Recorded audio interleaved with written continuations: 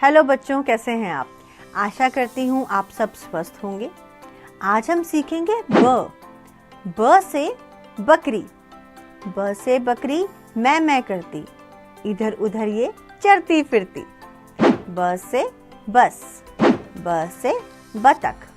बताओ तो जाने, बादलों से गिरते पानी को क्या कहते हैं? तो बच्चों, अब हम सीखेंगे ब कैसे बनाते हैं। सबसे पहले एक सीधी लाइन लीजिए, फिर एक छोटा सा गोला लीजिए और एक छोटी सी लाइन उस गोले के बीच में, एक कवर करने के लिए लाइन। तो ये बन गया हमारा ब। तो बच्चों, मैं आशा करती हूँ कि आपने आज जो भी सीखा आपको समझ आया होगा और आप लगातार इसकी प्रैक्टिस करेंगे ताकि आप इसमें निपुण हो सकें।